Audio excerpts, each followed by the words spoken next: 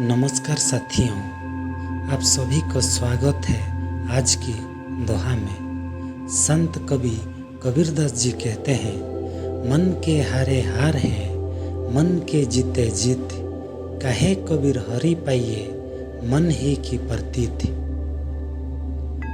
उन्होंने यह समझाने के लिए कोशिश किया है कि यह दोहा संत कबीर द्वारा लिखा गया है और इसमें मन की विविधताओं का वर्णन किया गया है।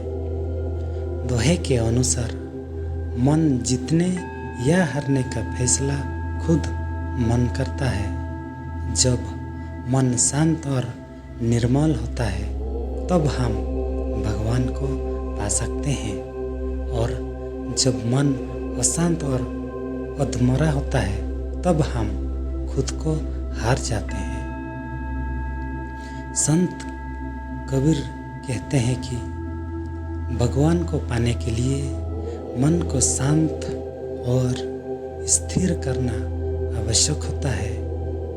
अपने मन को नियंत्रित करने से हम अपने जीवन के हर क्षेत्र में सफलता प्राप्त कर सकते हैं।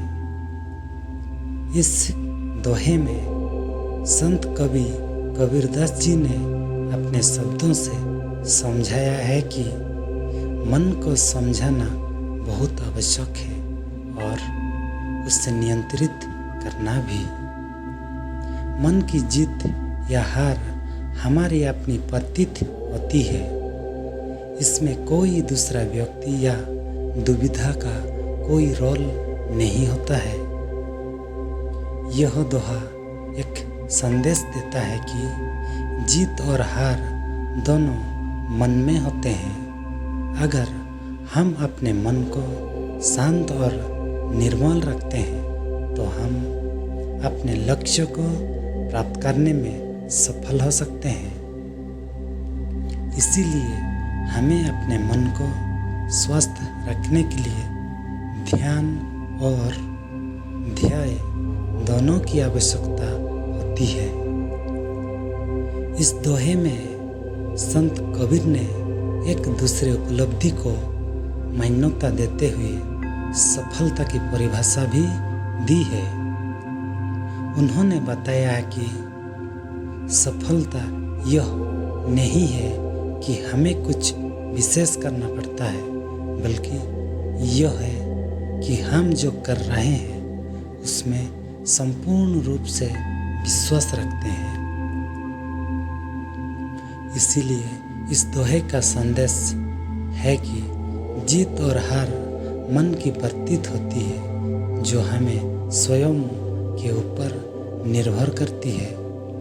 इसलिए हमें अपने मन को संतुलित रखने और उससे सकारात्मक बनाए रखने के लिए विभिन्न तरीकों का उपयोग करना चाहिए, जैसे कि इसमें ध्यान, ध्यान, धारणा तथा समाधि जैसे ध्यान अभ्यास के उपयोग करना शामिल होता है।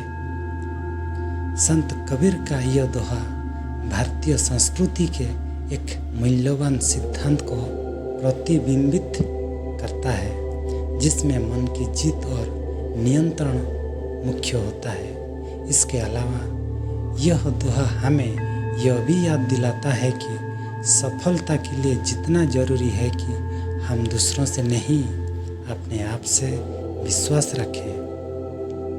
इस दोहे को समझाना और इससे अपनी जीवन शैली में अमल में लाना बहुत महत्वपूर्ण है। यह हमें यह भी समझाता है कि हमारा मन हमारे शक्ति का मूल है और हमें इससे नियंत्रित करना चाहिए। चलिए मान लीजिए कि आपके पास एक महत्वपूर्ण परीक्षा है जिसकी तैयारी चल रही है।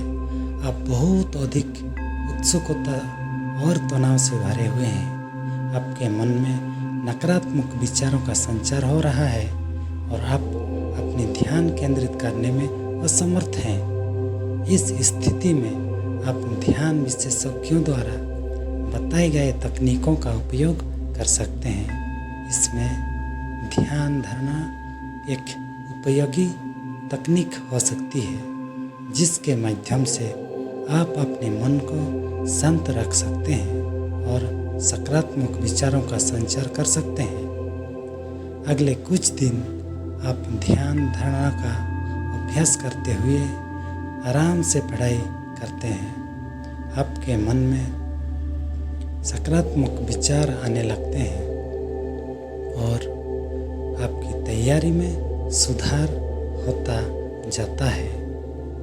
इस तरह से आप नकारात्मकता से निपटने और सकारात्मक विचारों को बढ़ावा देने के लिए अपने मन को नियंत्रित करते हुए सफल होते हैं। एक और उदाहरण लेते हैं। मान लीजिए कि आपका रोजमर्रा का जीवन बहुत तनावपूर्ण है और आप धीरे धीरे दिन भर उत्सुकता खो रहे हैं। आप अपने काम में लगे रहते हैं, लेकिन फिर भी आपके मन में बार बार एक ही सोच घूमती रहती है कि कहीं आपका जीवन तो बस काम, घर, सोते के चक्कर में ही ना खत्म हो जाए। इस स्थिति में आप अपने मन को बदलने के लिए सकारात्मक और मनोदशा बदलने वाली गतिविधियों का अनुभव कर सकते हैं। जैसे कि आप अपने पसंदीदा कार्यों में विशेष रूप से समय निकाल सकते हैं, जैसे गाना गाना, फोटोग्राफी करना, योगा करना या स्पर्श की कला आदि। इन गतिविधियों में लगे रहने से आपकी मनोदशा में बदलाव आएगा और आप जीवन के सामान्य तनाव को संतुलित करने के लिए तैयार रहेंगे। इस तरह से सकारात्मक सोच और सकारात्मक गतिविधियों का अनुभव करना अपने मन को स्वस्थ रखने का एक महत्वपूर्ण तरीका हो सकता है।